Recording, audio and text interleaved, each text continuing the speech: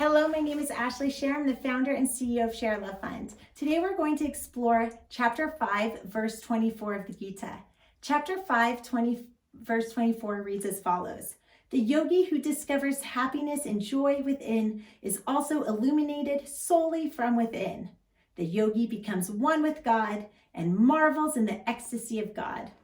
We can understand this as follows. When you get what you want, that should be fun. Like, hey, I got what I wanted, or I didn't get it, but it was fun trying.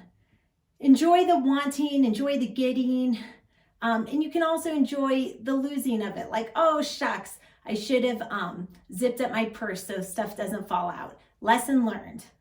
You can enjoy all the stages of it. It's the fabric of life. Don't lose your happiness with the wanting. Don't get caught up in it, or don't get all upset over the losing it. Make it a lesson learned. It's like playing a game of chess or cards. Don't lose your joy, lose the game. It's all just fun. You know, my parents, they always told me money comes and money goes, and that what matters is education, and with creativity and hard work, you can make something out of nothing. And that's a Jewish proverb, something out of nothing. And I think that when we think of,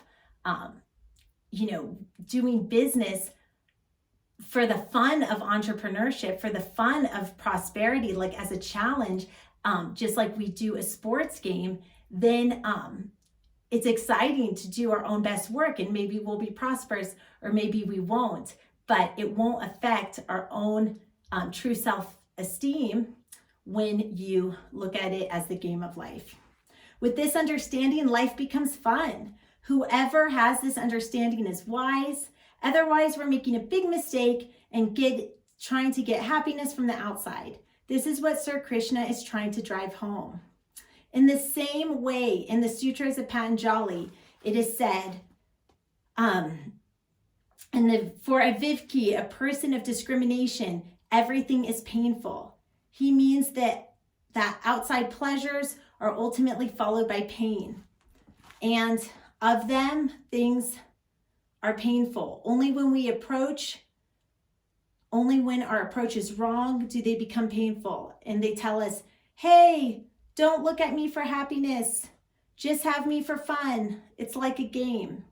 But don't ever expect to be happy by just using your own ego or intelligence.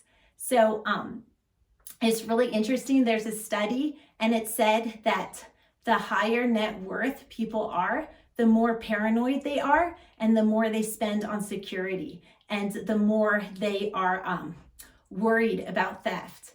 So it's just really interesting. There's no evidence that the more prosperous people are, the happier they are.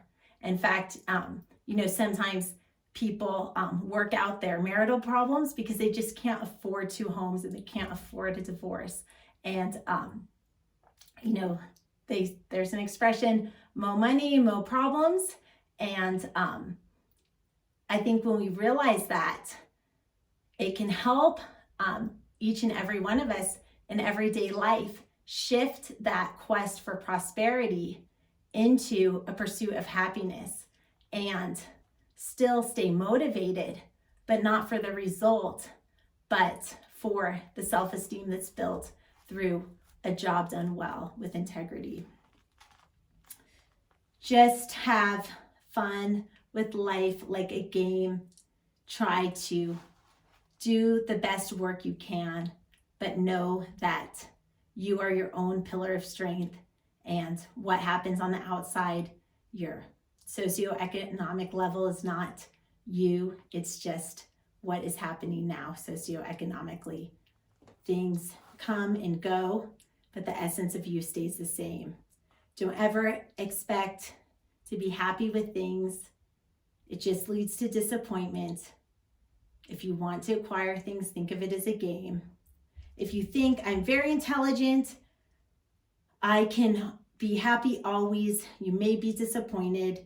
Sometimes your own intelligence brings you both pleasure and pain. And we see this in sometimes the overthinking versus just doing in action. There is salvation and service to others. Sometimes rolling up your sleeves and getting involved just feels really good. Nor does your body always bring you joy. The body also, in a way, is outside of you. The real you is just simply you, an isolated I. All that you have or possess is part of the outside world, part of nature.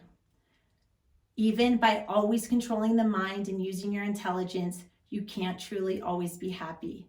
That's the meaning of this teaching.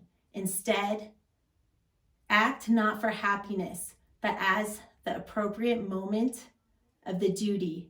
Well, I'm here, this is what I should be doing, and this is what I'm doing. Opportunities present themselves, and we respond to them.